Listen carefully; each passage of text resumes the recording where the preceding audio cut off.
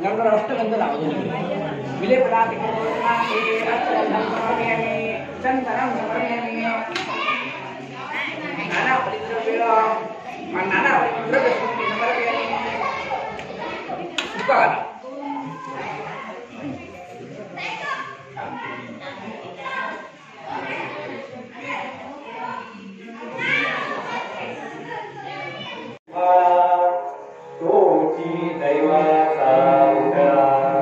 मध्ये मध्ये प्रश्न विचारणार आहे बरं का? समजलं? त्यामुळे नीट लक्षण ऐकायचं. काय सांगितलं सांगा बघूया. मध्ये मध्ये प्रश्न विचारले जातील, त्यामुळे कान नीट लक्ष देऊन जाणे भक्तीचा जिव्हाळा तोची दैवाचा अभंग जगद्गुरु संत तुकाराम महाराजांचा.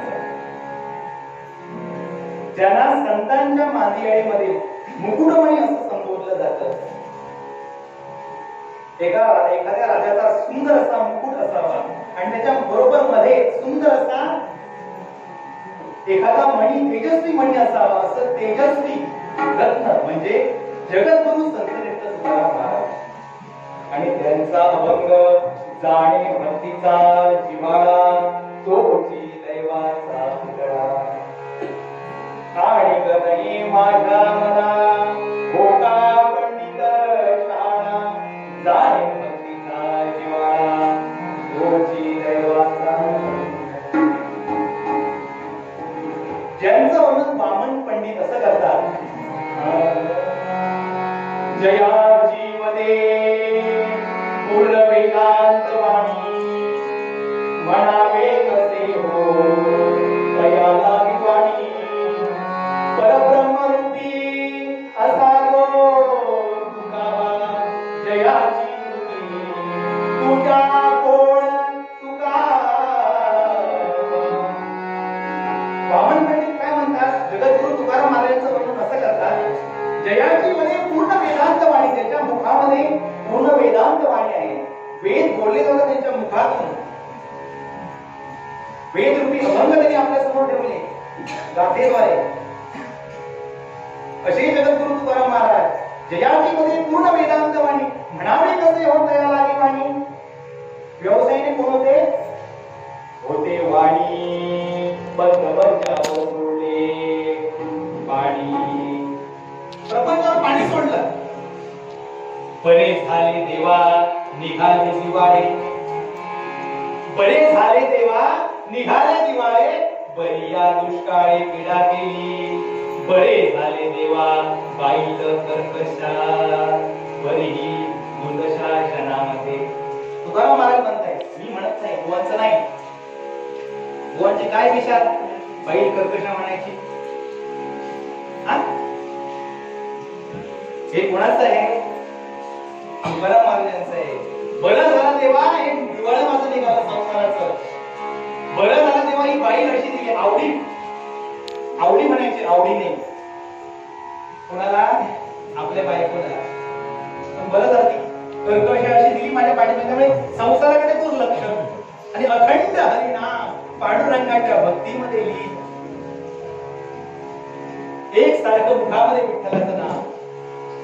विषयी विसारा पडला निसंदेह अंगी ब्रह्मरस हसावला माझी मद झाली अनावरवर. त्यांच्या प्रत्येक रोमातून विठ्ठलाचं नाव आहे. तुकाराम महाराजांच्या ही तुकाराम महाराजांची ख्याती होती. आणि ते तुकाराम महाराज आपल्याला काय सांगताय? जाणे भक्तीचा जिव्हाळा तोची दैवाचा.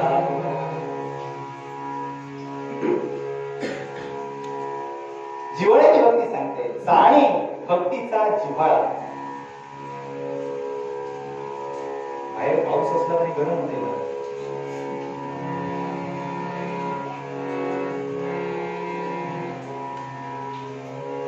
घाबरून नव्हे बरं का.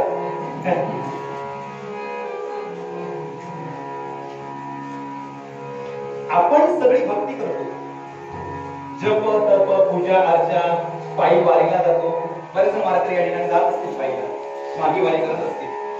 करताय ना मागी वारीला, पंढरपूरच्या दर्शनाला, तीर्थक्षेत्रावर जप जाप सगळं करतो. पण आपल्याला त्याचं फळ मिळतं का? आपलं इप्सित पूर्ण होतं का? आपण जी भक्ती करतो त्यामध्ये जिव्हाळा हा सगळ्यात महत्वाचा आहे. सगळ्यात महत्वाचा या अभंगातला जो शब्द आहे तो जिव्हाळा. कोणता शब्द? जिव्हाळा. जिव्हाळा म्हणजे प्रेम. आपण सगळे जे जोडलेला हा जग चाललाय तो सगळा संसार जो चाललाय तो जिव्हाळ्याशिवाय चालत नाही. काही जिव्हाळा आहे म्हणून आपण एकत्र जमलो. जिव्हाळा नसेल तर कोण एकत्र जमतंय? हा जेव्हा जिव्हाळा संपेल तेव्हा हे जगच राहणार नाही. पती पत्नी एकत्र आहेत कशामुळे? जिव्हाळ्यामुळे, प्रेमामुळे. तो जिव्हाळा त्यांच्यातला संपला की कोर्टाची पायरी चढतात. बरोबर की नाही? भावा भावांना जिव्हाळा संपला की दुसऱ्या दिवशी सातबाराचे भाग व्हायला पाहिजे. कोण व्हायला पाहिजे? हे सगळा जो संसार चाललाय तो जिव्हाळ्यामुळे.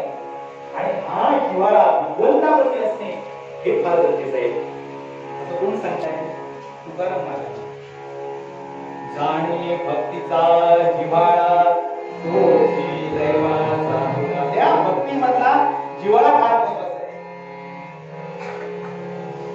तो जाणला पाहिजे. जाणे भक्तीचा जिव्हाळा तोची दैवाचा मुला. आणि कधी माझ्या मना हो का पंडित का? तुम्ही किती पांडित्य आहात, तुम्ही किती ज्ञानी आहात, तुम्ही किती तुमच्याकडे ज्ञान आहे, हे माझं किती पांडित्य आहे ते मी मिरवण्याची गरज नाही. माझ्याकडे किती जिव्हाळा आहे त्या भगवंताप्रती हृदयामध्ये. हृदयामध्ये इथून किती जिव्हाळा आहे, इथून किती प्रेम दाखवण्यासाठी नाही. हे फार महत्वाचं. आणि का नाही माझ्या मना हो का पांडित्याची गरज नाही. तुम्ही किती धनवान आहात, भगवंताला याची गरज नाही. तुमच्याकडे किती पैसा आहे, तुमच्याकडे किती धन आहे, भगवंताला तुम्ही काय दिलं, त्याला कसं दिलं, त्या भगवंताला तुम्ही कसं अर्पण केलं ते फार महत्वाचं आहे. भगवद्गीतेमध्ये सांगितलंय भगवंतानी अर्जुनाला सांगितलंय. काय सांगितलंय? पत्रम पुष्पम फलम तोयम. पत्रम पुष्पम फलम तोयम यो मे भक्त्या प्रयस्यति तदहं भक्ति उपरतम अश्नामि प्रयतनात्मना. अध्याय 9. काय सांगतात? पत्रम पुष्पम फलम तोयम. साधं एखादं पत्र म्हणजे साधं पान. पुष्प, पुष्प म्हणजे काय मिळालं? समानार्थी शब्द. मी पण गुरुजी आहे बरं का, सांगून ठेवतो तुम्हाला. त्यामुळे प्रश्न मध्ये मध्ये विचारणार पुष्प म्हणजे काय? हा बरोबर, फूल. पत्रम पुष्पम फलम तोयम. फल म्हणजे फळ आणि तोय म्हणजे पाणी. काय म्हणतात भगवंत? पत्र साधं पान. पुष्प, पुष्प पुष्प नाही मिळालं तरी चालेल, पण त्या फुलाची एखादी पाकळी, फळ एखादं फळ कुठलंही. तोय, तोय म्हणजे पाणी जरी अर्पण केला ते पण कसं पाहिजे? जिव्हाळ्याचं पाहिजे. इथून पाहिजे, हृदयातून मनोभावे सेवा केली पाहिजे. तुझी सेवा करीन मनोभावे. माझे मन गोविंदू रंगले तुझी सेवा करीन मनोभावे. इथून सेवा केली पाहिजे. हे फार महत्वाचं आहे. ते तुम्हाला गोष्ट सांगतो. भगवंताला आपण वेगळ्या गोष्टी अर्पण करतो, त्याची गरज नाही. दृष्टांत मला सांगतो. घटना अशी घडली महाभारतामधली. महाभारताचं युद्ध व्हायचं होतं. त्यावेळी भगवान श्रीकृष्ण शिष्टाई करण्यासाठी हस्तिनापुरात गेले, हे समजून घालण्यासाठी. तर त्या ठिकाणी दुर्योधन होता, दुर्योधन म्हणाला आता भगवंताला आपल्या वाटेनं म्हणजे आपल्याकडे खेचलं पाहिजे, आपल्याकडे ओढलं पाहिजे. अशी बुडाबुडी होते ना, जेव्हा होते ते मी सांगत नाही तुम्हाला. आपल्याकडे खेचलं पाहिजे, आपल्याकडे आपल्या पक्षामध्ये घेतलं पाहिजे, म्हणजे आपली ताकद वाढेल. असं दुर्योधनाच्या मनात. म्हणून दुर्योधनाने काय करावं, आता भगवंत आपल्याकडे आले पाहिजे. म्हणून दुर्योधनाने काय केलं, हस्तिनापुरामध्ये दुर्योधन राजा पंचपक्वानाचा थाट, सोन्याचा पाट, सोन्याचे ताट, बसायला सोन्याचा पाट, टेकायला सोन्याचा पाट, भगवंतासाठी पंचपक्वान समोर ठेवली. आणि ते सगळं असा लवाजमा असा उभा केला भगवंताचं स्वागत करण्यासाठी. म्हणजे भगवंत येणार आणि भगवंता हा माझा थाट बघणार आणि भगवंत आमच्या बाजूने येणार, आपली ताकद वाढणार. असं कोण म्हणाल? दुर्योधन. नंतर घेऊन पण आपले भगवंत कसे आहे, तो देव भावाचा भुकेला आहे. तो भुकेलेला आहे पण कशाचा? भावाचा. तुमच्याकडे किती धन, तुम्ही काय केलं, तुमच्याकडे किती लवाजमा आहे, किती गाड्या, किती बंगल्या.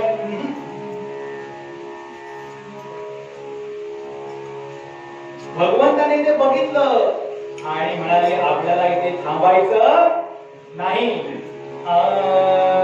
आपण पुढे जाऊया, हे आपल्याला नको आहे.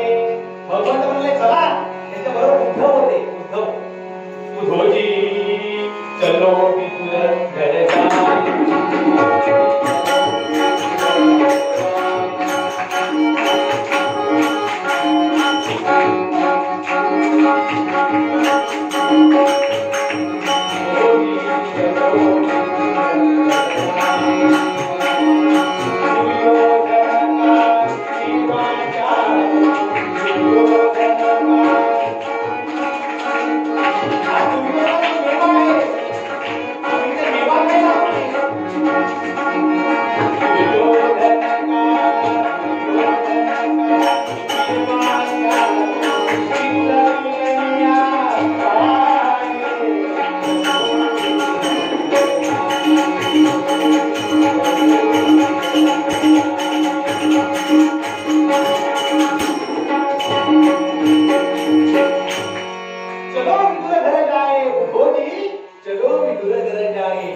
दुर्योधन का मेवा त्यागो विदुर की कन्या पाये.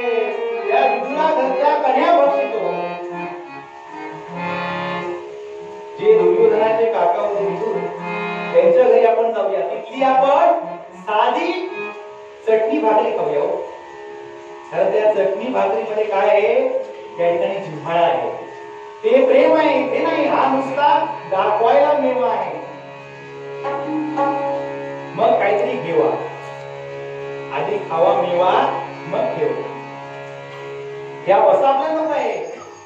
भक्ती कशी पाहिजे, जिव्हाळ्याची पाहिजे. आणि का नाही माझ्या मना हो का पंडित शहाणा, नामरूपी जडले चित्त दास त्याचा मी अंकित. त्या भगवंताप्रती नामरूपी जडले चित्त, आपलं चित्त त्या भगवंताप्रती जडलं पाहिजे, त्या भगवंताच्या काही लागलं पाहिजे. मग दास व्हायला तयार आहे तुकाराम महाराज. नामरूपी जडले चित्त दास त्याचा मी अंकित. मी दास व्हायला काय आहे, फक्त हे चित्त आहे ना ते भगवंताप्रती लावा. तुका म्हणे नवविध, तुका म्हणे नवविध भक्ती जाणे कोटी सिद्ध. ज्याने नवविधा भक्ती जाणली तो सिद्ध झाला. मगाशी सांगितलं मी नवविधा भक्ती, श्रवणम, कीर्तनम, विष्णू स्मरणम, पाद सेवनम, अर्चनम, वंदनम, दास्यम, सत्यम आणि आत्मनिवेदनम. या 9 पायऱ्या सांगितल्या. याने जाणल्या एक एक पायरी. श्रवण, त्यानंतर कीर्तन, नंतर विष्णू स्मरण म्हणजे विष्णूचं स्मरण करणे. हे केव्हा होतं, जेव्हा तुम्ही श्रवण करताय त्यावेळी काय होतं, स्मरण होतं. या नवविधा भक्ती ज्याने जाणल्या तो सिद्ध झाला. तुका म्हणे तोची सिद्ध केव्हा, पण नवविधा भक्ती जाणल्या. सगळ्या संतांनी जी भक्ती केली ती जिव्हाळ्याची केली, सगळ्यांनी भक्ती केली. एक तुम्हाला मी बघतो छोटस उदाहरण देतो. म्हणजे जिव्हाळ्याची भक्ती काय असते तुम्हाला सगळ्यांना माहित आहे. सगळ्या संतांनी जिव्हाळ्याची भक्ती केली, पण मला जे उदाहरण आवडतं ते तुम्हाला उदाहरण देतो, त्यानंतर पूर्वरंग आपण थांबले. भगवंताने जे अवतार घेतले, मत्स्य कुर्म वराह नरसिंह वामन परशुराम राम आणि 8वा अवतार कोणता, हे प्रत्येक जे अवतार घेतले ते कशासाठी, दुर्जनांचा नाश करण्यासाठी आणि सज्जनांचा उद्धार करण्यासाठी. त्याचा जो राम अवतार आहे, त्या राम अवतारामध्ये एक सुंदर प्रसंग आहे. प्रसंग असा आहे, शबर कुळातील 8-10 वर्षाची मुलगी, शबर कुळामध्ये 8-10 वर्षाची मुलगी, नाव तिचं शबरी. नाव काय, शबरी. वडिलांनी तिचं लग्न ठरवलं. वडिलांनी लग्न ठरवलं. पूर्वी लग्न व्हायची ना, ती लहान वयात व्हायची, 8, 10, 12. पूर्वीची गोष्ट सांगते. आता नाही, आता 25, 30 लग्न करायचं नाही, अजून करिअर करायचं आहे. 35, हळूहळू 40 येते, मग 45 होते. कळत नाही. पण पूर्वी असं नव्हतं. पूर्वी काय करायचं, 8-10 वर्ष झालं की गाठ बांधली जायची. अशी ती 8-10 वर्षाची, नाव तिचं शबरी. वडिलांनी लग्न ठरवलं.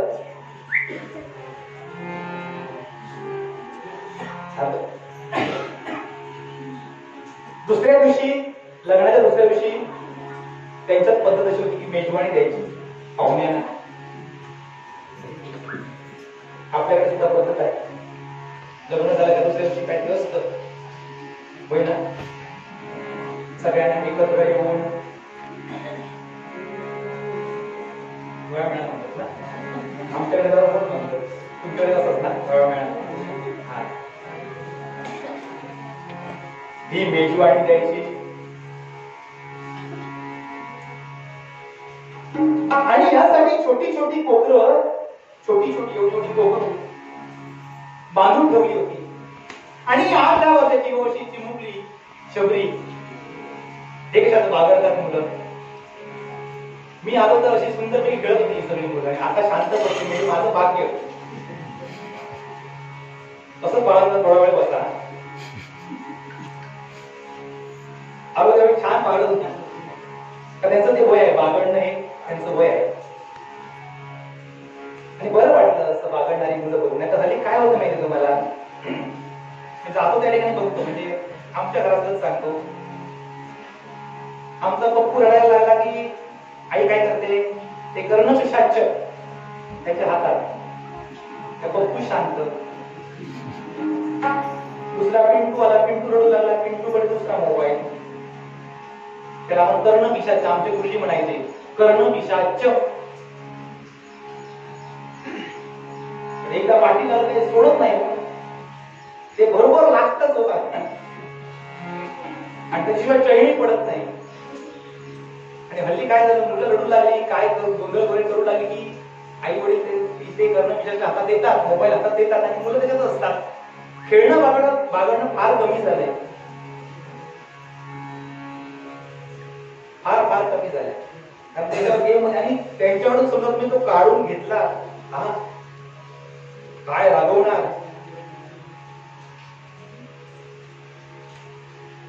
मी नाही अभ्यास तुमचा म्हणणार, होय ना, कसं करतात अरे बाळांनो. तुमचे मोबाईल आहे ना, मोबाईल आहे तुमच्याकडे आहे, कशासाठी वापरता? गेम साठी, अभ्यासासाठी? हे चांगलं आहे, पण ते चांगल्यासाठी वापर केला अभ्यासासाठी म्हणा, तो इतर माहिती मिळवली तर चांगलं आहे. आणि ही मुलं जर येताना बघितलं अगदी बागड होती सुंदर पैकी, आणि अशीच ती शबरी 8-10 वर्षाची अशी बागडते त्या कोकरांसोबत, त्यांच्यासोबत खेळते बागडते, आणि आईला विचारते, आई अगं ही सुंदर सुंदर कोकरू तू बांधली ना, ती कशासाठी बांधली ग? त्यांना का तू बांधून ठेवलंय?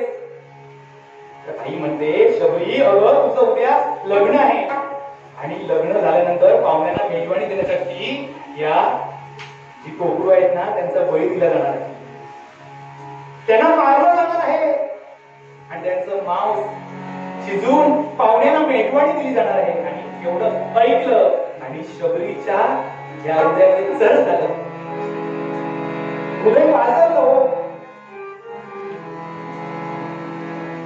अरे ज्यांच्यासोबत मी खेळले बागडले त्यांचा नाम बळी दिला जाणार, कशासाठी? तर माझ्या आनंदासाठी नाही. आई आई नको ग नको, कशाला त्यांना मारते?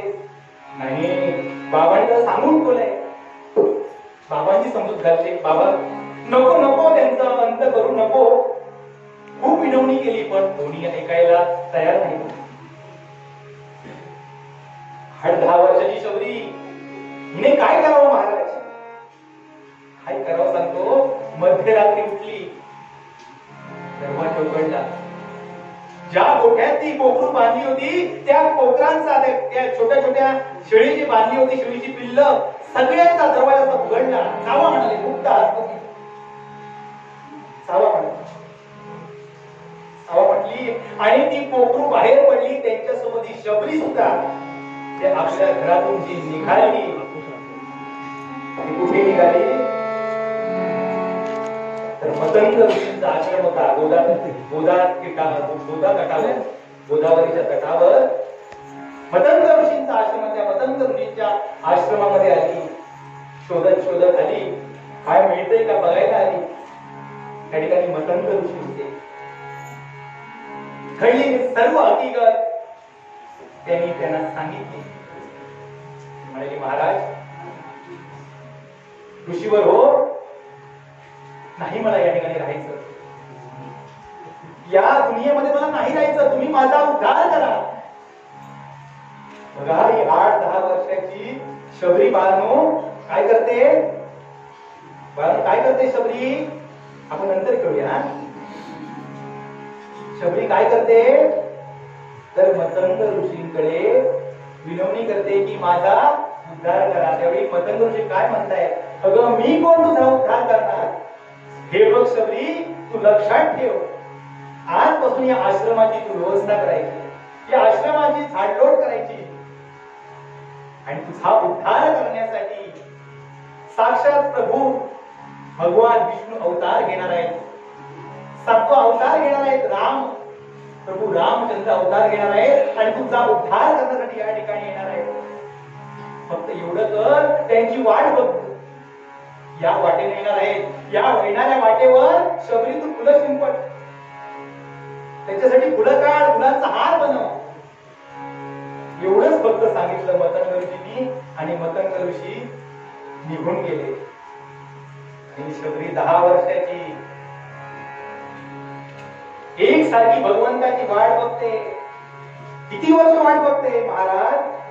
काय सांगू तुम्हाला. 10 वर्षाची शबरी दर दिवशी तिचं नित्याचं काम वयाच्या 83व्या वर्षेपर्यंत, वय वर्ष 83,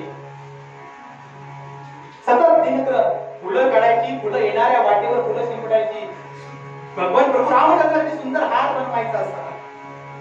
कारण प्रभू येणार आहे, माझा उद्धार करण्यासाठी, मला दर्शन देण्यासाठी भगवंत येणार.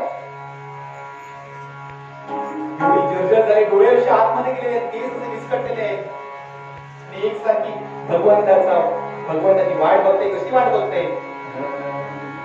आश्रमात गया कधी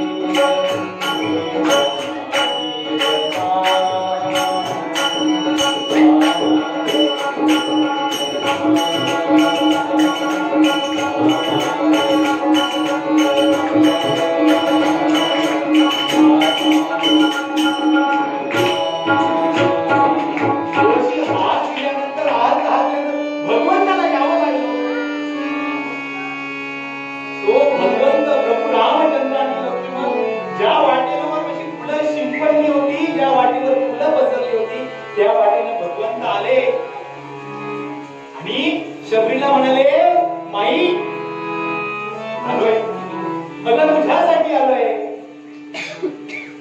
शबरीला एवढा आनंद झाला, तिचा आनंद गगनात मावेना. भगवंत आले. कृष्ण तोच पांडुरंग कीर्तनामध्ये वर्णन करतायत की म्हातारी गोमाई 75 वर्षाची, हातामध्ये कृष्ण मूर्ती आहे. कृष्णावर त्यांचा जीवा वय 75 वर्षाची सेवा केली आणि ती एक कसा असेल तो पांडुरंग. माझ्या कृष्णाचा माझ्या भगवंताचा पांडुरंग पंढरीत बसलाय, कसा असेल. आणि तिने इच्छा निर्माण केली जाणार पंढरीत नामदेवांचं कीर्तन संपलं. कीर्तन आटोपलं. अलोट जनसमुदाय नामदेव महाराजांच्या चरणापाशी नमस्कार करण्यासाठी आला. तिची म्हातारी होती ना, तिचं नाव होतं गोमाई. काय नाव होतं? बाळा नाव होतं आजीचं गोमाई. काय? गोमाई. गोमाई का नाव पडलं माहितीये तुला? कारण ती गायींची सेवा करायची. कोणी भाकरीचा तुकडा दिला, जे काय दिलं असेल त्यातलं अर्ध पहिलं गायीला द्यायची, गायीला खाऊ द्यायची. अशी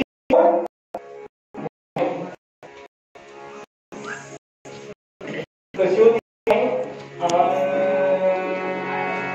विदर्भ प्रांती केरळ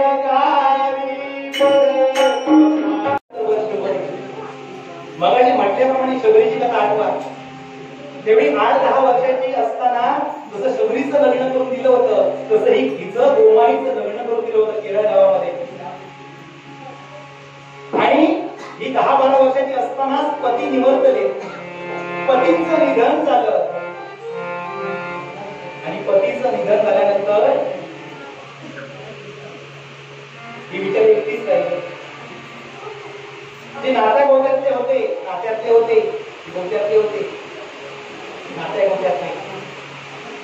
नात्यातले जास्त मोठ्या नातात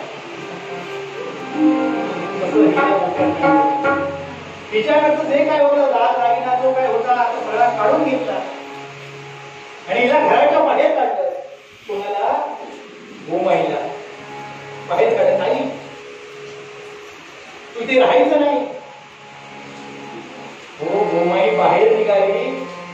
माहेरून आणलेली एवढीशी फक्त ती छोटीशी श्रीकृष्णाची मूर्ती ती फक्त घेतली, कारण ती बाहेरून आणली होती. घरात मी बाहेर काढलं म्हणून पुनश्च माहेरी गेली नाही. माहेरी गेली नाही. स्वामी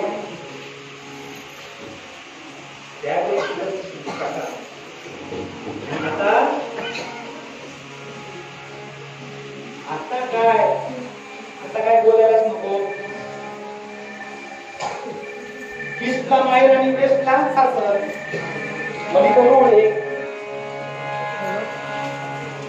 आवड जावं. हो, पूर्वी काय सांगू आता काळजी आहे. हो, पूर्वी माहेर म्हणजे काय असायचं? वर्षातून एकदा जाता आलं तर ठीक, नाहीतर आता काय? हॅलो आई, येते आम्ही संध्याकाळी. त्यावेळी असं नव्हतं. जी माहेर होऊन गेली ती म्हणाली कुठेच मी माहेरी जाणार नाही. जे काय माझं होईल त्या केरळ गावामध्ये होईल, या गावी होईल. एवढीशी मूर्ती घेतली आणि ती बाहेर पडली आणि सतत त्या भगवान कृष्णाचं मुखामध्ये नाम आहे अशी गोमाई. आणि हिने संकल्प केला. नामदेवांचं कीर्तन ऐकलं आणि संकल्प केला, मी पंढरपूरला जाणार. माझा कृष्ण तिथे आहे ना, माझा कृष्ण तिथे आहे, त्याचं दर्शन घेणार. विठेवर आहे तो. नामदेव महाराजांनी सांगितलंय कटेवर हात आहे त्याचे, घेणार मी दर्शन. असा संकल्प केला. आता पंढरपूरला जाणार कसं? केरळ कुठे, पंढरपूर कुठे? 700-800 किलोमीटर अंतर. एकाला विचारते, काका काका सांगा हो, पंढरपूरला कसं जायचं? जरा ग्रहस्थ म्हटल्यावर होता. आता तुला काय करायचं? पंढरपूर तुझी गेली आता स्मशनात. आता जेवढे दिवस राहिले ते सुखाने इथे काढ. जाताना वाटत काय झालं तर तुझं? नका हो असं बोलू काका. एका दुसऱ्या ग्रहस्थाला विचारते, काका सांगा हो, पंढरपूर कुठे आहे? पंढरपूरला कसं जायचं? मी कशी जाऊ पंढरपूरला? चांगले ग्रस्त होते. हे बघ गोमाई, हा चालू आहे तो महिना चैत्र. चैत्रातलं कीर्तन होते. चैत्र महिन्यात कीर्तन केलेलं होतं नामदेव महाराजांनी. चैत्र पुढे येणार तो. हा, त्याच्यानंतर ज्येष्ठ. हुशार मुलात तुम्ही. त्याच्यानंतर कुठला येतो? हा, आषाढ. बरोबर. चालू महिना कुठला? आषाढ. चैत्रातलं कीर्तन त्या काकांनी सांगितलं, ज्येष्ठ महिन्यात या ठिकाणाहून या आपल्या गावातून आषाढीची वारी निघणार आहे. आणि ही वारी कुठे जाणार आहे? पंढरपूरला जाणार आहे. या वारीतून जाऊ शकतील गोमाई तू? आणि झालं. गोमाईने निर्धार केला, संकल्प केला, मी पंढरपूरला जाणार. जाणार म्हणजे जाणारच. आणि सत्य संकल्पाचा दाता कोण? आपला जर संकल्प चांगला असला तर त्याचा दाता कोण असतो? सत्य संकल्पाचा दाता श्री सत्यनारायण. तर आपले संकल्प चांगले पाहिजे. संकल्प चांगला हवा. नाहीतर काही ठिकाणी संकल्प असे असतात काका, बऱ्याच ठिकाणी कीर्तनाला जातो. संकल्प तुम्हाला सांगतो. एखादा संकल्प असा असतो, घराकडून निघतो रिकामी पावलांनी. घराकडून निघतो रिकामी पावलांनी, जाताना भरल्या पावलांनी कीर्तनातून. येताना रिकामी पावलांनी, जाताना भरल्या पावलांनी. संकल्प बघा. मला असे अनुभव आले का म्हणून सांगतो. अनुभवाचे बोलाय. पण हिचा संकल्प कसा होता, मी पंढरपूरला जाणार आणि आता वाट बघते वारीची, केव्हा एकदा या केरळ गावामध्ये ही वारी येते, आषाढीची वारी या ठिकाणून जाणार. आणि हळूहळू महिना पुढे सरकला. आषाढीची वारी सन्निध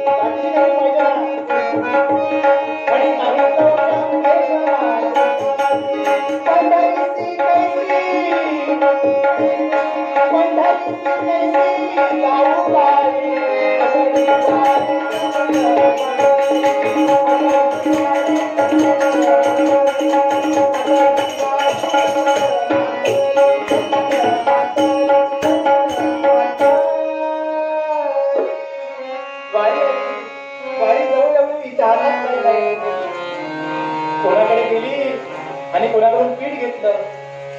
याहो मी पंढरपूरला जाते, द्या.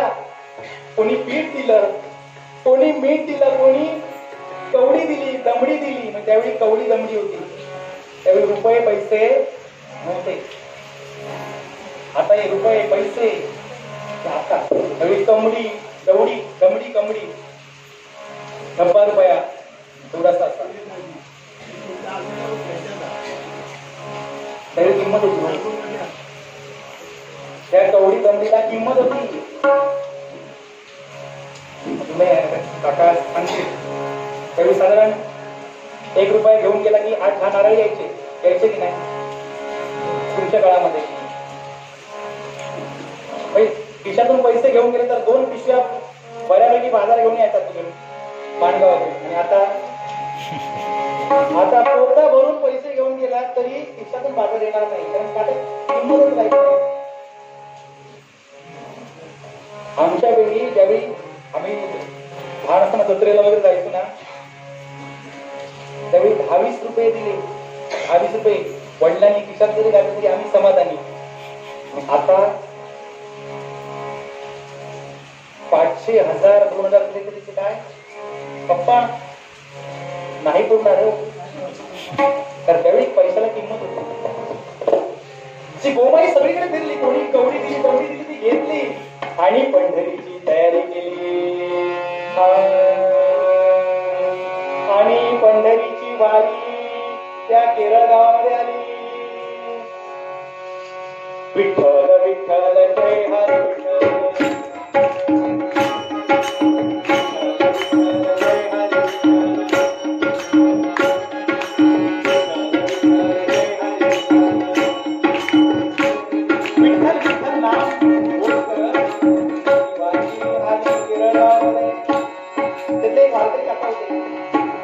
गोमाई विचारते, काका मी येऊ का हो तुमच्यासोबत, तुमच्या वारीमध्ये मी सामील होत का? ये, आमचं काय जातं, फक्त तुला चालावं लागेल. तुझ्यासाठी आम्ही थांबणार नाही, आमच्या सोबत चालावं लागेल. मागे राहीस म्हणून आम्ही थांबणार नाही, कारण आम्हाला आषाढी एकादशीला पोहोचायचं आहे तिथे. दादा मी चालेल, तुमच्या सोबत चालेल, कारण मला माझा भगवंत पाहायचा आहे. आणि मजल करत ही वारी निघाली. कशी निघाली? विठूचा गजर हरिनाम माझा. बोला विठूचा गजर हरिनाम माझा.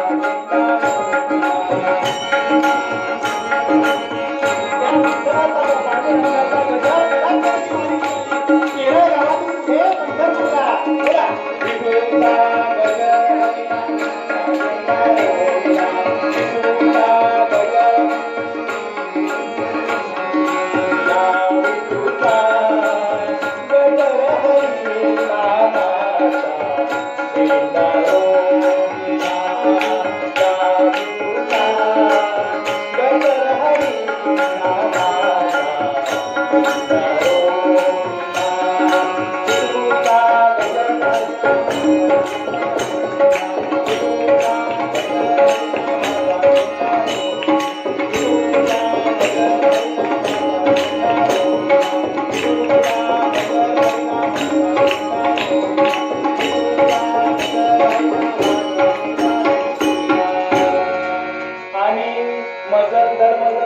वारी आली पंढरपूरला.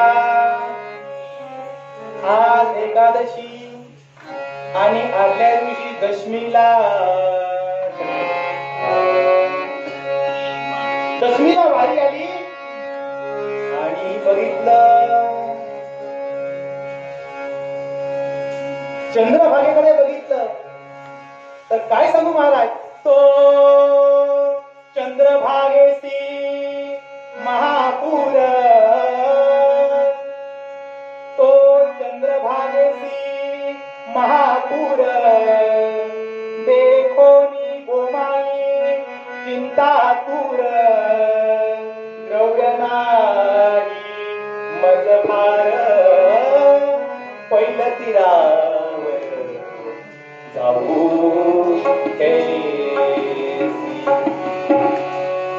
चंद्रभागेला पूर आला होता. कारण आषाढ महिना, आता काय परिस्थिती तुम्हाला माहिती आहे, आपल्याकडे 1-2 वेळा पूर येऊन गेले.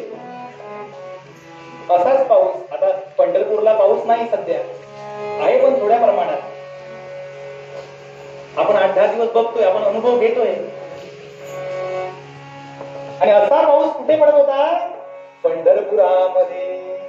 आणि चंद्रभागा दुधडी वाहत होती, महापूर आला होता. आणि गोमाईला काळजी पडली.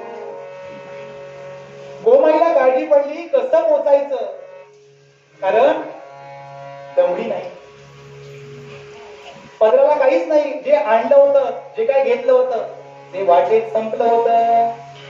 आणि त्यावेळी हे आता पूल जे बांधले चंद्रभागेवर, ते त्यावेळी पूल नव्हतं.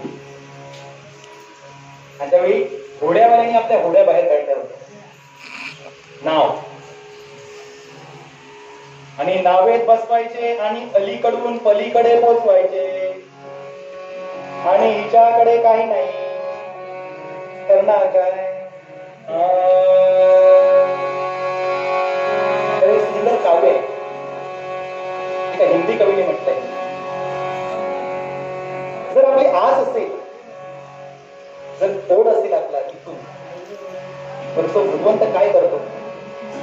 चालेंगे साथ तेरी पल भर, तुम्हें ढूंढ ही लेंगे कहीं न कहीं, मनमोहक मूरत तेरी प्रभु, तेरे भक्त तुम्ही को घेरेंगे.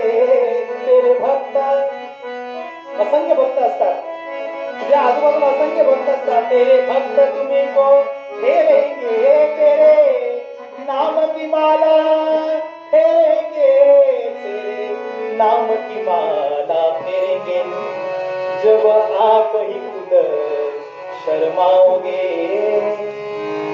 जब आप ही खुद शर्माओगे, हमें दर्शन दोगे कहीं न कहीं, मनमोहक मूरत तेरी प्रभु. तू भक्त वत्सल आहे, तू भक्ताभिमानी आहे, मला कुठेतरी तू दर्शन देशील. असं आहे. एका नावाड्याकडे गेली, घोडीवाल्याकडे गेली, आरामात बसा तुम्ही, हा पाय सोडून तरी बसा, तरी मला काही पाय बराच वेळ पाय दुखतात, मला माहिती आहे. मी खरं सांगतोय, पाय सोडून आरामात बसा. शरीराला कोणताही, मला पण एवढा वेळ बसण्याची सवय नाही, बरं का. तिने संकल्प केला, मी जाणार पलीकडे जायचं. आज एक दशमी आहे, उद्या एकादशी, भगवंताचं दर्शन घ्यायचं आहे. मी एका नावाड्याकडे गेली, त्या होडीवाल्याला विचारते, दादा दादा मला तू पलीकडे घेऊन जाशील का रे? माझ्या गाठीशी काहीच नाही, माझ्या गाठीशी काही नाही. जे आणलं होतं ते संपवलं, काहीच नाही माझ्याकडे. हे दादा मला घेऊन जाशील? तुझी आई समज, तुझी आई समज किंवा तुझी मावशी समज मला, पण मला पलीकडे घेऊन जा. हे बघ म्हातारे, मी सगळ्यांना आई समजलं, मावशी समजलं, माझा धंदा बुडेल. पैसा असेल तर बस, नाहीतर चालती हो. जगात हीच आहे, जोवरी पैसा तोवरी पैसा, जो पैसा आहे तोपर्यंत विचारणार, आणि एकदा किस्सा रेकामी झाला, कोणी कोणाचे नाही. जन हे सुखाचे दिल्या घेतल्याचे, अंत बाकळीचे कोणी नाही.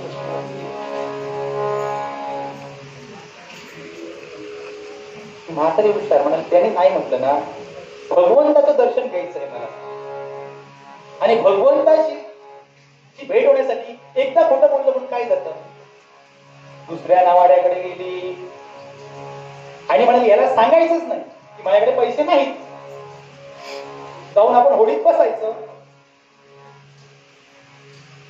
पलीकडे घेऊन जाणार, मग पैसे मागणार, तर आता म्हणायचे पैसे नाही, उतरायचं आणि दर्शन घ्यायचं. असंच करतात ना, 6 सीटरवाले सध्या असंच करतात ना, आधी पैसे घेतात का? मला वाटतं एसटी मध्ये फक्त आधी तिकीट काढलं जातं, 6 सीटर मध्ये बसतात, ज्या ठिकाणी उतरायचं असतं त्या ठिकाणी पैसे मागतात, बरोबर ना? गोमाई विचार म्हणजे आधी बसूया असा विचार केला आणि ती नौकेमध्ये बसली. ऐसे बोलणी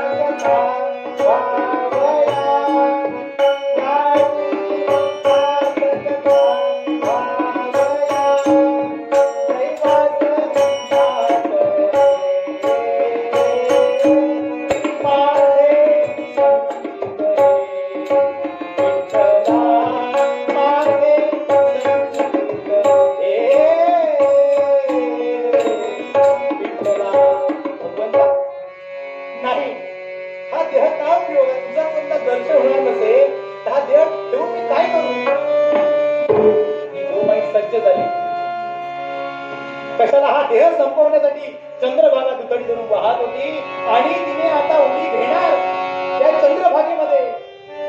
त्या चंद्रभागेमध्ये उडी घेणार काळजी कोणाला हो? आता कोणाला काळजी पडणार? कोणाला काळजी? त्या सावळ्या परब्रह्माला काळजी. कळवळला विठेवरचा सावळा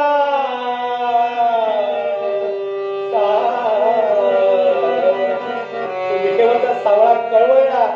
ही उडी घेणार आणि हा भगवंत आला. कसा आला?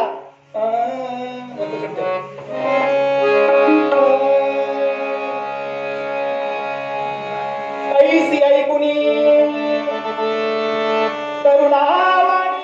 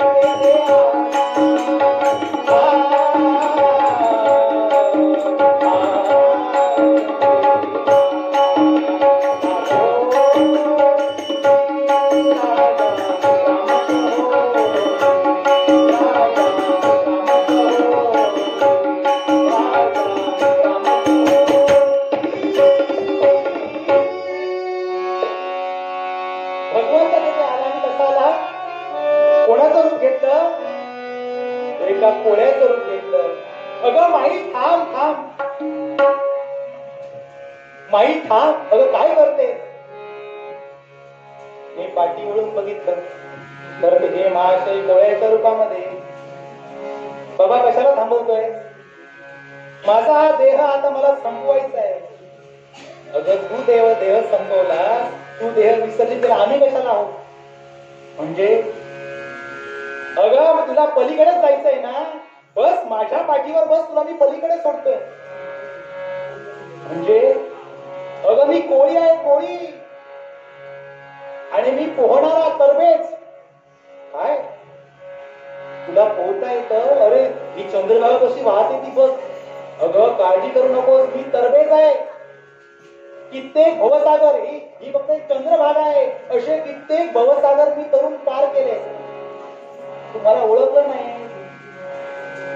हे बाबा, अरे हे बघ, तुझ्या घरी कोण आहे रे? तुझी बायका, पोरं. आता हा म्हणतोय, पांडुरंग म्हणतोय, म्हणत हिला कशाला पाहिजेत माझी बायका, पोरं? अगं तुला कशाला पाहिजेत माझी बायका, पोरं? तसं नाही रे. कसं आहे, ही चंद्रभागा दुखडी वाहते. माझं जर काही बरं वाईट झालं तर मला काळजी नाही, कारण माझं पुढेही कोण नाही आणि पाठीही कोण नाही. पण तुझं कसं आहे, तुझी समजा मुलं बाळ असतील, तुझं काही बरं वाटलं त्यांना कोण बघणार? त्यांचं लालन पालन कोण करणार? पांडुरंग मनात म्हणतोय, भक्त असावा तर असा. भक्त कसा असावा? असा दुसऱ्याची काळजी पहिली, चिंता कोणाची? दुसऱ्याची. तू काळजी करू नको, बस पाठीवर, फार वेळ झालाय. आपल्याला दर्शन घ्यायचंय, तुला दर्शन घ्यायचंय ना, फार वेळ झालाय, चल चल. बस पाठीवर बसवलं आणि ती चंद्रभागेमध्ये उडी घेतली भगवंताने, आणि चंद्रभागा पार करून भगवंत पलीकडे पोहोचले. तिला उतरलं झालं, बाबा अगदी पांडुरंगासारखा भेटलास. काय म्हणते गोमाई? अगदी पांडुरंगासारखा भेटलास. आता कोण होता तो? कोण होता? गोमाईने ओळखलं नाही. हे बघ माई, आज दशमी, उद्या एकादशी. हा, कित्येक भाविक दर्शनासाठी येत आहेत. तू सकाळी उठायचं, आजच्या या वाळवा चंद्रभागेच्या वाळवंटात थांब, सकाळी उठायचं आणि सकाळी भल्या पहाटे तू बारीत उभं राहायचा, तर तुला दर्शन लवकर मिळणार. बारी म्हणजे काय? जी रांग असते ना भगवंताच्या दर्शनासाठी, तिला बारी म्हणतात. काय म्हणतात? बारी. डबल बारी नव्हे, आपल्याला डबल बारी माहिती आणि ही बारी माहिती. बारीची त्या बारीक उभं राहायचं. बरं झालं बाबा, पांडुरंगासारखा भेटला, अगदी पांडुरंगासारखा. घुमाई खुली झाली. दशमीची रात्र कशी कशी काढली, दशमीची रात्र कशी कशी काढली आणि सकाळी भल्या पहाटे उठली. बिचाऱ्याच्या अंगावर एकच ते लुगडं होतं, ते पण फाटतं. ते कुठे असे शिवलेलं होतं, फाटकी चोळी. तीच स्नान केलं, तेच लुगडं पिवळं, तेच परिधान केलं आणि भल्या पहाटे 4 वाजता रांगेमध्ये त्या बारीमध्ये उभी राहिली. आजचा दिवस अगदी एकादशीचा दिवस. आज बघा पंढरपुरामध्ये आपण टीव्हीवर पाहतोय कित्येक लाखो भाविक, 15-16 लाख भाविक दर्शनासाठी जातात भगवंताच्या. कित्येक तास रांगेमध्ये असतात, 24 तास, 48 तास. किती वेळ लागेल सांगता येत नाही, पण ती ओढ असते. कोणाची ओढ असते बाळ? फ्रॉन्टिंग होतं म्हणून विचारतो. कोणाची ओढ असते? कोणाची ओढ असते? भगवान पांडुरंगाची. कोणाची ओढ असते? भगवान पांडुरंगाची ओढ असते. आणि त्या बारीमध्ये ही थांबली आहे, सकाळी भल्या पहाटे उठली आहे दर्शनासाठी. आणि हळूहळू राम पुढे सरकते. हो, काय आषाढीची गर्दी काय असते, एवढ्या सहज दर्शन होईल का? मग एवढे 15-16 लाख नसतील, पण काहीतरी लाखभर तरी त्यावेळी लोक असतील. आणि राम पुढे सरकते, हळूहळू सूर्य डोक्यावर आला आणि म्हातारी करमून झाली. कारण दशमीचा उपवास घडला होता. आज एकादशी आहे, एवढे वेळ ती रांगेमध्ये उभी आहे. वय वर्ष 75, एवढे लांब चालून आले, थकली होती आणि सरकरू लागली. काळजी कोणाला? मला सांगा, काळजी कोणाला पडणार? कळवळला सावळा विठेवरचा, कळवळला सावळा विठेवरचा. त्याला काळजी, भगवंताला काळजी. विठेवरून खाली आला ना, मलाच काहीतरी करायला पाहिजे. एका बडव्याचं रूप घेतलं. कोणाचं रूप घेतलं? बडवे. ते बडवे असतात ब्राह्मण, त्यांचं रूप घेतलं. विठेवरून खाली आला. ज्या ठिकाणी ही गोमाई उभी होती त्या ठिकाणी आला आणि विचारतोय, माई माई तुला दर्शन घ्यायचं का भगवंताचं? रे बाबा, म्हणूनच एवढं लांबून आली आणि रांगेत थांबली आहे. मला त्या भगवान माझ्या परमात्म्याचं, माझा श्रीकृष्ण पंढरपूरचा तो पांडुरंग, त्याचं मला दर्शन घ्यायचंय म्हणून थांबली आहे मी. अगं चल, मी तुला दर्शन देतो, मी तुला तिथपर्यंत घेऊन जातो. रे बाबा का? ही बाकीची लोक आहेत ना रांगेमध्ये, त्यांची तू मुळीच काळजी करू नको. बाकी त्यांची काळजी करू नको, तुझी पहिली. त्यांच्यापेक्षा तुझी पात्रता फार मोठी आहे. आणि हाताला धरलं, कुणाच्या? गोमाईच्या हाताला धरलं आणि घेऊन जाते कोण? हो, हा परमात्मा भगवंत या गोमाईला आपल्या दर्शनासाठी घेऊन जातोय. आणि ज्या ठिकाणी तो सावळा 5व्या नंबरला हिला उभं केलं कोणी? भगवंतानी. आणि सांगितलं, हे बघ माई, मी बघतो पलीकडे खांब दिसतोय ना, तिथं थांबतोय. तू दर्शन घेतलंस की तिथे यायचं, मी तिथे तुझी वाट बघतोय. झालं बाबा, अगदी पांडुरंगासारखा भेटला. ते पांडुरंगासारखा कोण होता? तो कोण होता? पांडुरंग होता. आणि हळूहळू पुढे सरकते. एक झाली. फक्त काय करायचं, काही क्षण मात्र दर्शन असतं. डोकं टेकायचं आणि लगेच हात बसतो. चल, घेतलं ना अनुभव तुम्ही? डोकं टेकलं की चल. काही क्षण, एक मला वाटतंय 5-6 सेकंद त्या ठिकाणी फक्त ते रूप न्याहाळता येतं. डोकं ठेवायचं आणि निघायचं. पण त्या क्षणासाठी, त्या भगवंताच्या दर्शनासाठी आपण एवढे कष्ट घेतो आणि तिथपर्यंत पोहोचतो. खिशात जरी काही नसलं तरी कोणाचं देणं काढून काहीतरी करून, कारण ती ओढ बसते तिथपर्यंत घेऊन जाते. जन्मोजन्मी आम्ही बहुपुण्य केले, तेव्हा या विठ्ठलाची कृपा केली. त्याची आस लागली. त्याची गोड लागते. आणि ही गोमाई जाते दर्शनासाठी. पुढे सरकते आणि गोमाईचा नंबर आला. ती पुढे सरकली आणि बघितलं तर काय, सावळं परब्रह्म बघितलं. हात कठेवर हात. कसं वर्णन तुकाराम महाराज वर्णन करतायत. राजस सुकुमार मरणाचा पुतळा. राजस सुकुमार मरणाचा पुतळा.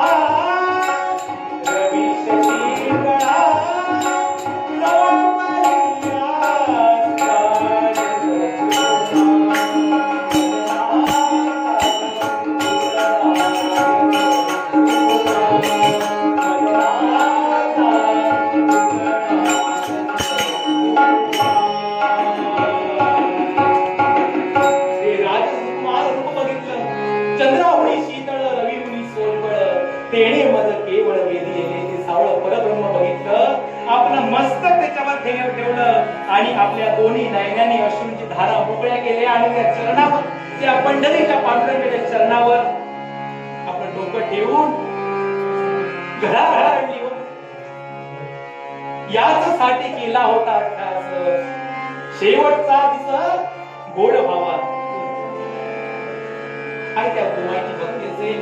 आणि एवढी आनंदित झाली. झालं म्हणाले, माझ्या जन्मोजन्मीचं माझं झालं. जन्मोजन्मी आम्ही बहुपुण्य केले, तेव्हा या विठ्ठले कृपा केली. आणि एवढ्या त्या गोमाईला पुढे ढकललं. चल पुढे आहे. हे महाशय त्या ठिकाणी उभे होते. कटेवर हात ठेवून असं होते. काय माई दर्शन झालं. अरे होय बाबा, तुझ्यामुळे मला त्या भगवंताचं दर्शन झालं. सावळं ते सगुण रूप मी बघितलं. हे बघ माई, आज आहे एकादशी आणि उद्या काय आहे द्वादशी. तुझी वारी पूर्ण व्हायला पाहिजे ना. मग आजचा एकादशीचा उपवास करायचा आणि उद्या काय करायचं, एका ब्राह्मणाला घेऊ घालायचं आणि त्यानंतर तू काय करायचं, भोजन करायचं. म्हणजे तुझी वारी काय होईल, पूर्ण होईल. आता काय पाहिजे गोमाईला, भगवंताचं दर्शन झालेलं होतं बस. आणि ती एकादशीची रात्र कशी त्या वाळवंटामध्ये काढली. दुसऱ्या दिवशी द्वादशी, सकाळी उठली, स्नानादिक आटोपलं, तेच लुगडं, एकच लुगडं. काय असणार त्या विचाराकडे. बरोबर श्रीकृष्णाची मूर्ती होती काठोड्यामध्ये, तेच लुगडं परिधान केलं. पाऊस जरा ओसरला होता, लाकडं गोळा केली आणि दिसतो पेटवला. आता भगवंतासाठी प्रसाद करायला पाहिजे, नैवेद्य करायला पाहिजे, एका ब्राह्मणाला जेवू घालायला पाहिजे आणि त्यानंतर उपवास सोडायचा आहे. याप्रमाणे गोमाईने, तिच्याकडे काही शिल्लक नव्हतं. जे पीठ होतं ते चंद्रभागेत विरघळून गेलं होतं. सगळ्या त्या पंढरपुरामध्ये फिरली, कोणाकडून पीठ घेतलं, कोणाकडून मीठ घेतलं, जे काय मिळेल ते घेतलं आणि नैवेद्य भगवंताला करायचं आहे. म्हणून माईने काय करावं, पीठ होतं, पिठात थोडं मीठ, पिठात टाकलं थोडस मीठ, चंद्रभागेचं पाणी केलं आणि पीठ असं कालवलं. काय नैवेद्य केला बघा, असं कालवलं, असं घट्ट पीठ केलं आणि त्या पिठाचे एवढे गोळे केले, एवढे गोळे केले. 2 पानं घेतली, त्या दोन पानाच्या मध्ये तो गोळा ठेवला असा आणि विस्तव पेटवून तो गोळा, पिठाचा गोळा अगदी खरपूस भाजला. त्याला काय म्हणतात, पाणगे म्हणतात. काय म्हणतात, पाणगे. भगवंताने काय केलं, तिने पाणगे. नैवेद्य तयार झाला. दुपारची 12-12:30ची वेळ. नैवेद्य असा त्या पानामध्ये तयार आहे आणि ही गोमाई वाट बघते. कोणाची वाट बघते, एका ब्राह्मणाला जेवू घालायचं होतं. एक ब्राह्मण येईल, त्याला जेवू घालणार, त्यानंतर माझा उपवास नाही सोडणार. बघा, दशमी दिवशीचा उपवास झाला होता, एकादशीचा उपवास झाला होता आणि आज ही द्वादशी आहे आणि ती भगवंताची वाट बघते. भगवंताला जीव घालायचं, ब्राह्मणाला जीव घालायचंय, ब्राह्मणाची वाट बघते. आणि कोण जाताना येताना दिसत यावं भगवंताला, मला उपवास सोडायचा, यावं द्या, माझा नैवेद्य ग्रहण करा, या बोलवते कोणाला, हिच्याकडे कोण येणार. हिचा असा विद्रूप चेहरा, असे केस सोडलेले, डोळे असे आतमध्ये गेलेले, फाटचं तुकडं, फाटचं चोळी, हिच्याकडे काही नाही. सगळे लांबूनच पळून जायचे, नाही बाबा, सगळे लांबूनच, तिच्या जवळपास पण जायचे नाही. काय तिची अवस्था असते, काय अवस्था असते.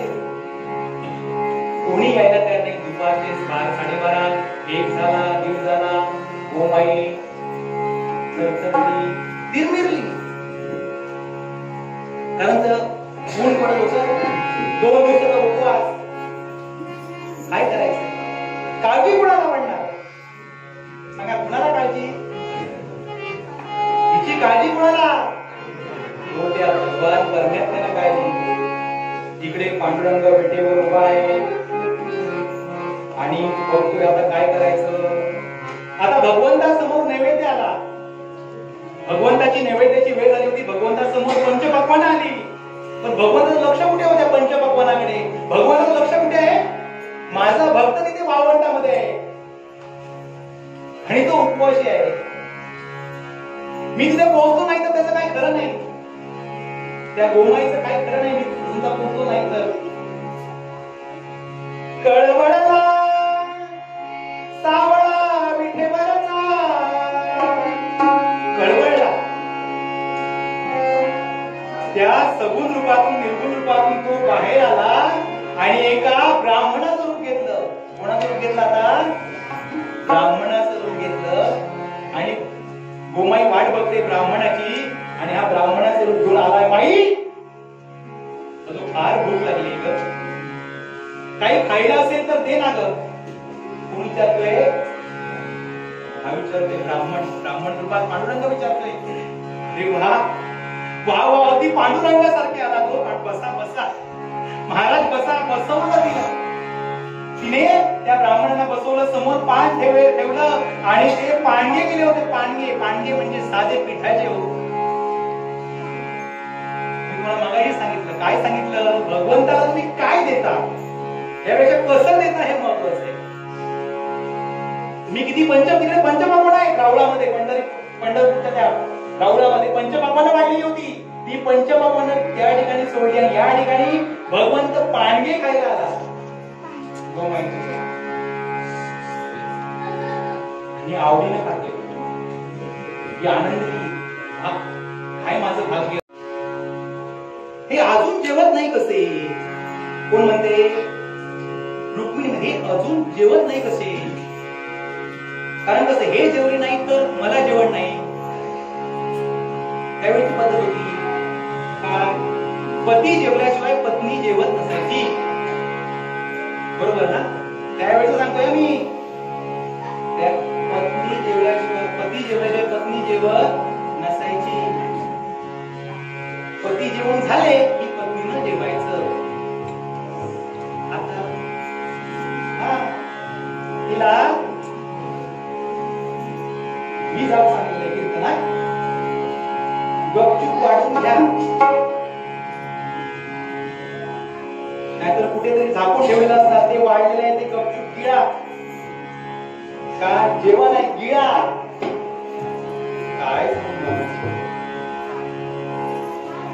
आणि रुक्मिणी आली आणि बघते तर हे महाराज विठेवर नाहीत. म्हणजे विठेवर फक्त काय आहे यांचं, विठेवर दिसतंय फक्त, पण यातलं सगुण रूप कुठे गेले, कुठे. यांना बाहेरची खाण्याची फार हौस म्हणते रुक्मिणी. हे कसे बाहेरचं खायला सवरले, हे कुठे बाहेर असणार. रुक्मिणी सुद्धा त्या विठेवर उतरली, खाली उतरल्याने शोधत जाते तर हे महाराज पांडे खायला बसले, आवडीने खात आहे. मला सांगितलं ना, शबरीची बोरी कसं खात होता भगवंत, तुझी आवडीने खात आहे पांडे. काय त्याची चव असेल पांडग्यांची. आणि काय काय चालू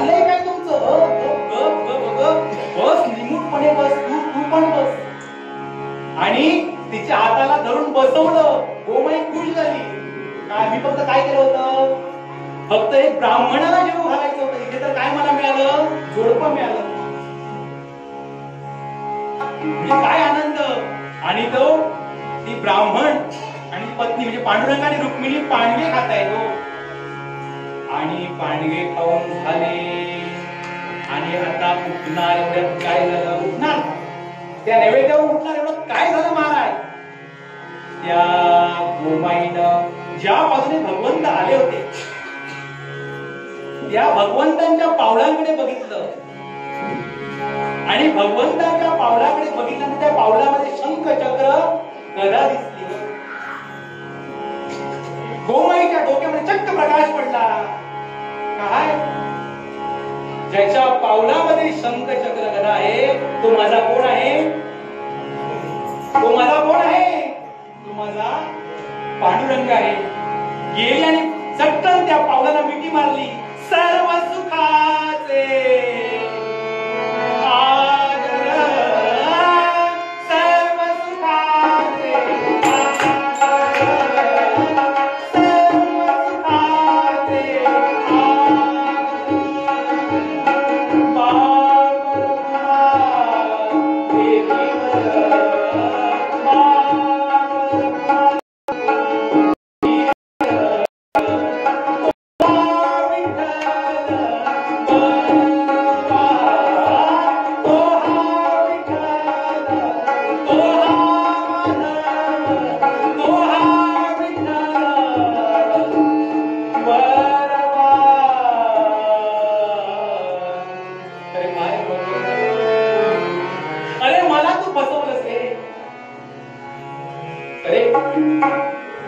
धरीला पंढरीचा चोर. रे पकडलं तुला, किती फसवशील रे. चंद्रभागेतून तू मला पलीकडे नेलंस, कोळेकर रूपात आलास, तो तूच ना रे. कोळेकर माई पण हे पाय सोड. नाही नाही, हे बघ, मला दर्शनला घेऊन जाणारा पडव्याच्या रूपातला तो तूच ना रे. होय ग माई, माई होय ग, पण हे पाय सोडले. नाही नाही भगवंता, हे जे पकडले आहेत ना ते सोडण्यासाठी नाही. तुला काय पाहिजे. अरे भगवंता, तुझं दर्शन झालं, आता काय हवं. आता काही नको, फक्त एकच इच्छा आहे रे भगवंता, एकच इच्छा आहे. काय, एवढी वर्ष मी ज्या कृष्ण रूपावर प्रेम केलं, कोणत्या रूपावर, कृष्ण रूपावर, लहानपणापासून ही बघ तुझी मूर्ती मी हृदयात ठेवली. हृदयातील मूर्ती मी घेऊन आले. ते फक्त एकदा चतुर्भुज रूप तुझं दाखव, बस. ते एक चतुर्भुज रूप दाखव. नाही, तुला ते चतुर्भुज रूप बघायचं आहे ना. आणि भगवंताने काय करावं, त्या ठिकाणी आपलं चतुर्भुज रूप त्या गोमाईला दाखवलं. कसं होतं रूप ते, श्रवणी मनोहर मानव कुंडले,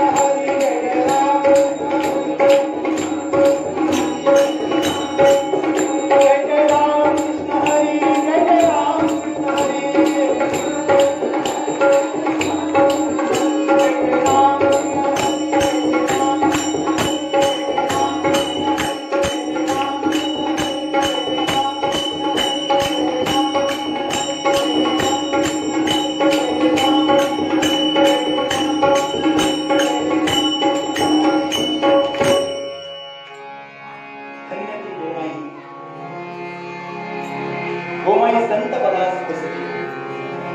कारण भगवान साक्षात पांडुरंगाने त्याला गोमाईला आपलं रूप चतुर्भुज दाखवलं. आणि भगवान विचारतोय, आता गोमाई तुला काय पाहिजे, काय हवं तुला? तर गोमाई म्हणते काही नको, झालं माझ्या जन्माचं सार्थक झालं, आता ही एर झाला आहे ना, ही थांबव बस, बाकी काही नको. आता मी बहुत सुकृताची जोडी विठ्ठली आवडी झालं, माझं सगळं इच्छित जे होतं ते सगळं माझं सफल झालं, बस आता द्यायचं असेल तर एवढंच दे. जन्म मरण नको आता, नको येरधार, नको बडिकाचा नाथा, जगत बडिकार.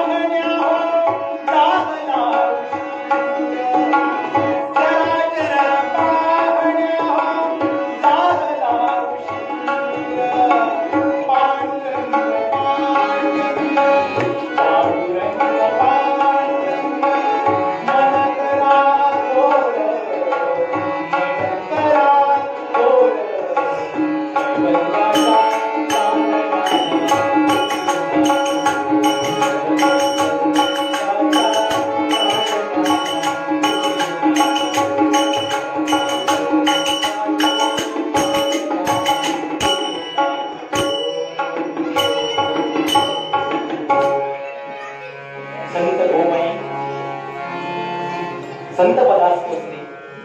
कशामुळे पोचली तर पूर्वरंगामध्ये जगद्गुरु तुकाराम महाराज लिहिताय, जाणे भक्तीचा जिव्हाळा तोची दैवाचा. तिच्याकडे गोमाईकडे कुठली भक्ती होती? काय दिलं भगवंतासाठी? तिने काही दिलं नाही, आपल्याकडचं काही दिलं, फक्त जिव्हाळ्याची भक्ती दिली, फक्त भगवंताला प्रेम दिलं आणि तेच प्रेम फक्त आपल्याला भगवंताला द्यायचं आहे. झालेली सेवा या ठिकाणी मी भगवंता पांडुरंगा चरणी समर्पित करतोय, माझ्या श्रोतृवृंदांच्या चरणी समर्पित करतोय. माझे दोन साथीदार श्री राजन सावंत भावणे गावचे हार्मोनियम साथ करणारे उत्कृष्ट साथ, त्यांचे पण आभार या ठिकाणी व्यक्त करतोय. संकेत परब यांचे सुद्धा आभार या ठिकाणी व्यक्त करतोय. झालेली सेवा तुम्ही श्रोतृवृंदांच्या चरणी आपण शांतपणे ऐकून घेतात. भगवंताकडे जाताना एवढंच सांगतोय, सर्वे सुखिनः सन्तु, सर्वे सन्तु निरामया, सर्वे भद्राणि पश्यन्तु मा कश्चित् दुःखम् आप्नुयात्. सगळ्यांना सुखात आनंदात ऐश्वर्यात ठेव, सगळ्यांच्या हृदयामध्ये समाधान असू दे, कोणालाही दुःखाचा लवलेश नको, सगळ्यांच्या हृदयामध्ये आनंद असू दे, सगळे आनंदित असू दे, सगळ्यांना सुखात ठेव. भगवान पांडुरंगाची एवढं प्रार्थना करतोय आणि मी थांबतोय. त्याबद्दल एक आभार व्यक्त करतोय की मला या ठिकाणी कीर्तन करण्याची संधी तुम्ही या ठिकाणी मला दिली, त्याबद्दल मी तुमचा आभारी आहे. ही संधी मला काका मिस्त्री यांनी फोन करून सांगितलं. त्यानंतर जे रमाकांत कलाम गटवे ना, रमाकांत काका यांनी या ठिकाणी मला फोन केला आणि या ठिकाणी मला संधी उपलब्ध करून दिली. आणि बऱ्याच वर्षानंतर हा उत्सव या ठिकाणी सुरू होतोय आणि या पहिल्या उत्सवाचा मला म्हणजे माझं भाग्य, माझं पुण्य फार थोर की मला या उत्सवाची सुरुवात करून देता आली. आणि हा उत्सव आहे तो फार मोठा प्रचंड, तुमच्या ज्या मनातल्या इच्छा आहेत त्या सगळ्या पूर्ण होत. या ठिकाणी भलं मोठं असं मंदिर या ठिकाणी उभं राहावं ही आपली इच्छा असणारच, ते सगळं पूर्णत्वास जावं अशी मी पांडुरंगाच्या चरणी मी प्रार्थना करतो आणि सगळ्यांची मी या ठिकाणी थांबतो. आपण खूप सगळं सहकार्य केलं, त्या मुलांचा सुद्धा खूप आभार. शांत बसले, मध्ये थोडीफार चुळबुळ होती पण ठीक आहे, मुलंच आहेत ती, तुम्ही शांतपणे ऐकून घेता, सगळ्यांनी अगदी ऐकून घेतलं, त्याबद्दल तुमचे आभार. साऊंड सिस्टीम जरी लाईट नसली तरी आपण चांगल्या या ठिकाणी व्यवस्था केला. तुमच्या सगळ्यांचे या ठिकाणी आभार व्यक्त करतो आणि भैरवी घेतो. भैरवीनंतर दानाचा अभंग होईल, त्यानंतर आरती घेऊया ना, कीर्तनाची आरती, पांडुरंगाची आरती घेऊया, त्यानंतर आरती होईल आणि त्यानंतर सांगता होईल. भैरवीकडे बोलतोय.